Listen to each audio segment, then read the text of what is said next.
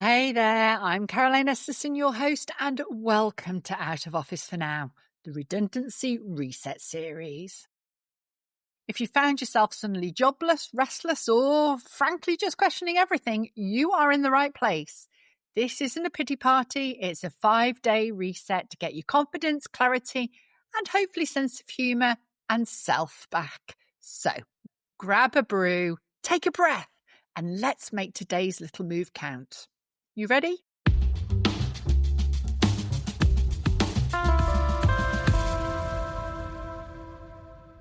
So if you've been following along, by now you've taken a breath, found a bit of a footing, and maybe even reclaimed a flicker of confidence. Today, we're going to turn that flicker into something useful because it's time to repackage your genius. You've got stories, skills, and proof. You just need to tell the world without sounding like a walking LinkedIn buzzword generator. Redundancy does mess with identity. When someone asks, so what do you do? Probably you freeze. You used to say something like, I'm a marketing manager, a customer service advisor, or even an HR business partner, and it rolled off your tongue so naturally. Now, maybe you fumble for words like you've lost the script. Let's fix that. Because your job title was never the genius. You were. The genius is the bit that travels. It's the way you solve problems, connect dots, lead people, or make chaos make sense. And you can absolutely learn to articulate that without sounding like a try-hard. Most CVs are crime scenes of wasted potential. They list duties, not impact. Things like responsible for managing a team of 5. Okay, but did they survive you? Or deliver projects on time and in budget. Well, frankly, so did the photocopier. So please listen carefully to this next point. Your CV isn't a receipt. It's your evidence. No one's hiring you to repeat tasks. They're hiring you to create change. When a hiring manager scans your CV, they're asking one question. If I give you a problem, can you fix it? And how will I know? They're not looking for your to-do list. They're scanning for patterns of progress, moments that show judgment, creativity, or leadership under pressure. That's why impact statements hit differently. They speak to the outcome that you created, not the activities that you performed.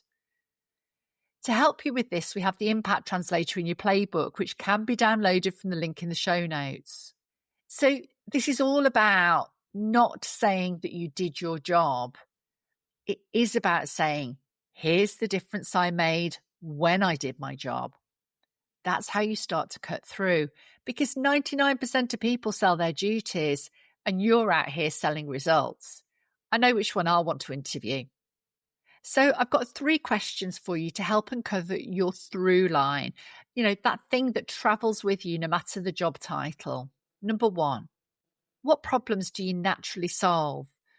We often dismiss the things that come easily because they don't feel like work, but that's usually your genius zone. To help you with this, think about, what do people hand over to you because you're just good at that? It could be anything like calming chaos, simplifying ideas, spotting patterns, or making awkward conversations easier. Anything at all. Number 2, what impact shows up when you're in the room? Imagine the before and after of you being part of a project, team, or a client relationship. Does energy rise? Do ideas get clearer? Do people feel braver or more organized? Your impact is the ripple effect you leave behind, even when you're not trying. And finally, number 3, what are the things that people thank you for that you barely notice doing? This is your quiet gold. Maybe it's how you explain things, how you listen, how you make people feel seen, or how you bring humor into tense moments. These are the small human moments that make you memorable and hireable. Together, these 3 clues reveal your transferable magic, the thing redundancy can't touch. That's what you're selling now. Not just skills, but your signature impact. That's your genius zone, the through line that survives any redundancy. Once you see that, every cover letter, interview, or coffee chat becomes a story, not a sales pitch. Okay, so onto your quick move, the genius sentence. By now, you've spotted your through lines, the things that always show up when you do. Now let's turn that into something powerful you can actually say out loud without cringing. It's your genius sentence. It's a one-liner that helps people get you instantly. Who you help, what you make happen, and how you do it differently. The basic formula looks like this. I help, who? To, do what? By, how do you do it differently? But before you roll your eyes, this isn't paint by numbers. It's a starting point, a structure to play with until it sounds like you. Think of it as scaffolding, not a straitjacket. So let's break it down. You've got 3 parts. Firstly, who you help. Who gets the benefit of your genius? Secondly, what do you help them do? What changes because of you? And 3, how do you do it differently? What's your, special sauce, your spin, or your trademark move?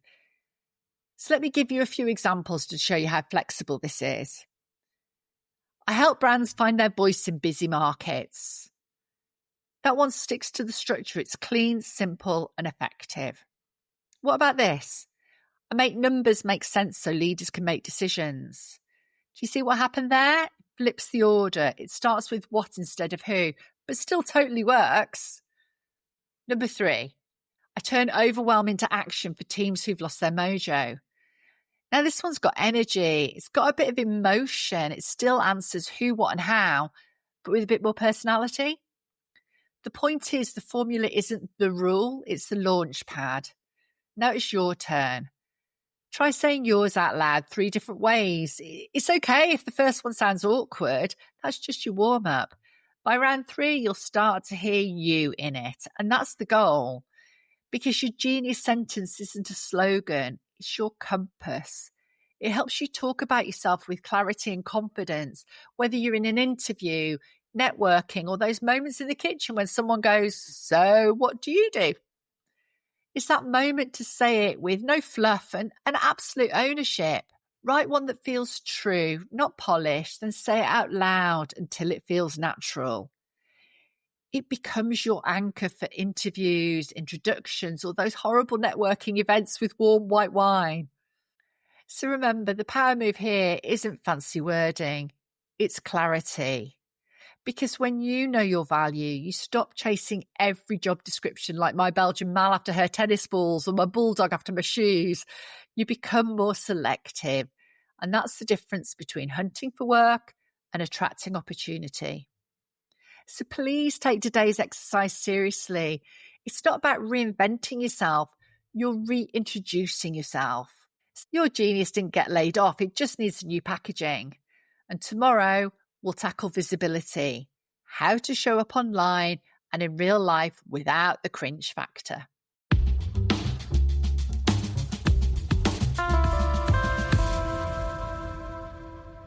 That's your reset for today. Remember, it's not about doing everything. It's about doing something. If this helped, please share it with someone else who might just be feeling a little bit out of office right now. I'll be back tomorrow with your next little move.